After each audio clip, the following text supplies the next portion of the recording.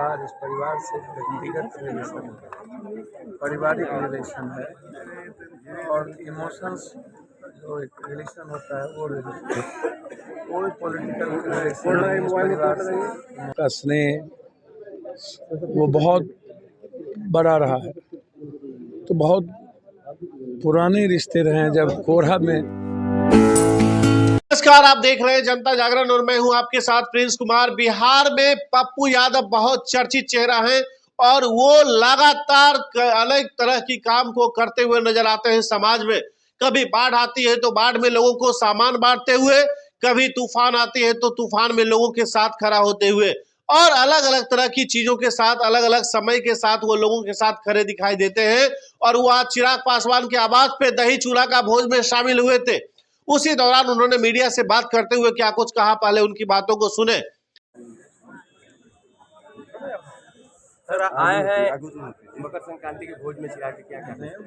चिराग जी और रामविलास जी, रामविलास परिवार, इस परिवार से व्यक्तिगत रिलेशन है, पारिवारिक रिलेशन है और इमोशंस जो एक रिलेशन होता है वो कोई पॉलिटिकल रिलेशन नहीं इस परिवार से, इमोशंस का है। और मैं महसूस करता हूँ कि जब भी कभी राजनीतिक और व्यक्तिगत जीवन में हमें किसी अभिभावक के रूप में जरूरत महसूस हुई तो रामविलास, और वो हमेशा अभिभावक के रूप में मेरे साथ खड़े। आज मैं एक बड़े भाई के रूप में अपने दायित्व और कर्तव्यों का पालन करता हूँ। चिराग जी की माँ का स्नेह, रामविलास जी का स्नेह वो बहुत बड़ा रहा है, तो बहुत पुराने रिश्ते रहे हैं। जब कोरहा में रामविलास जी चुनाव लड़ रहे थे तब के बाद से लेके आज तक, तो उस रिश्ते को आप राजनीतिक रूप से नहीं देखें। चिराग जी का आग्रह था आने का और मैं अपने परिवार के बीच आया हूँ और मुझे अच्छा लगा। राम मंदिर जा रहे हैं? राम मेरे भीतर है, मेरे मन में, कन में, जीवन में। मैं राम का हनुमान हूँ। राम ने कहा है कि तुम सबरी का काम करो। राम ने कहा कि तुम मेरे भक्तों के आंसू पोंछो, मैं वो काम कर रहा हूँ।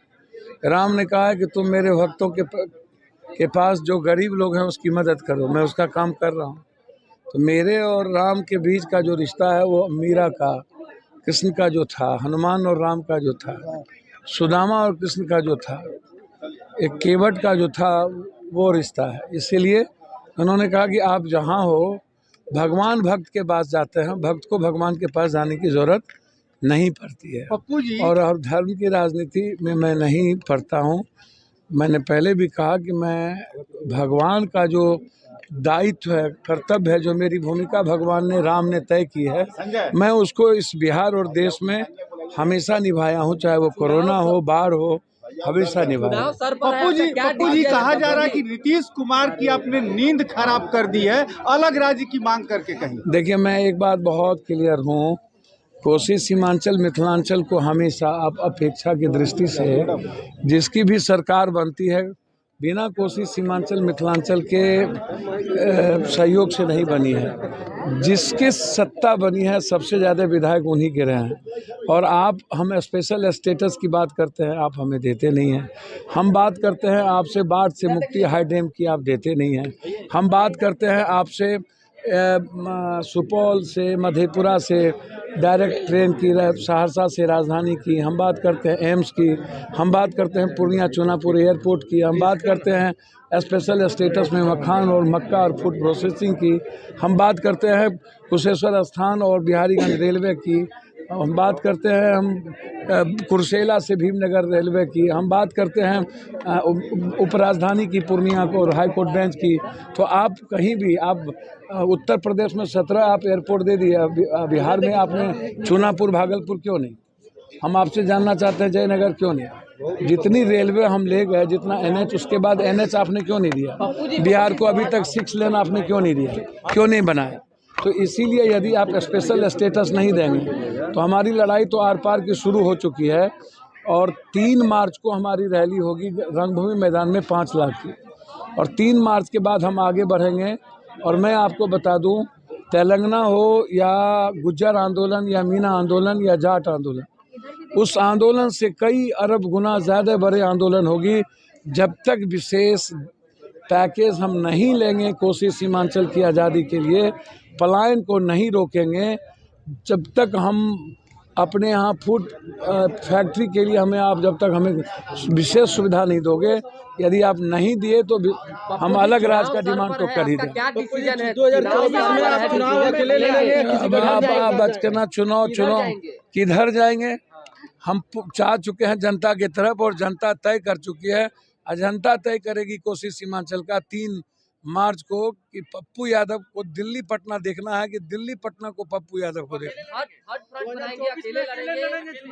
भैया आप हम ही ना अकेले लड़ने की हिम्मत है बिहार में, तो आप अभी हड़बड़ा क्यों रहे हैं? आप इंतजार करिए, 3 मार्च के बाद आप हमसे पूछिएगा कि हम कहाँ लड़ेंगे कहाँ नहीं लड़ेंगे। लेकिन ये तय है कि कोसी सीमांचल हमारी खून और मिट्टी है, हमें उससे कोई अलग नहीं कर सकता। और आप समझ लीजिए कि पूर्णिया 23 तारीख से प्रणाम पूर्णिया का कैंपेन शुरू होगा। 36 दिन की यात्रा होगी कोसी सीमांचल की। 3 मार्च को हम कोसी सीमांचल की आज़ादी की लड़ाई शुरू करेंगे, और ये लड़ाई आर पार की होगी। बिना आज़ादी के या बिना भ्रष्टाचार के मुक्ति के कोई समझौता पप्पू यादव नहीं करने जा रहा है, ये आप याद रखें। पप्पू जी आप किसके पीछे पड़ेंगे, मोदी के ना नीतीश जी के? हमको किसी के पीछे पड़ने की जरूरत है। दोनों बड़े नेता हैं, मोदी जी भी बड़े नेता हैं देश के, और वो भी मुख्यमंत्री है। हमको किसी के पीछे नहीं पड़ना है, हम अपने अधिकार की बात करेंगे और अपने अधिकार के लिए लड़ेंगे। आपने देखा किस तरह से पप्पू यादव लगातार अपनी बातों को रखते रहे, और सबसे बड़ी बात यह है कि उन्होंने क्या कुछ कहा आपने सुना। आप उस पे क्या सोचते हैं? अपनी प्रतिक्रिया करके हमें जरूर बताएं, क्योंकि आपका कमेंट हमारी ताकत बनती है। आप बने रहे जनता जागरण परिवार के साथ। मैं हूं आपके साथ प्रिंस कुमार। नमस्कार।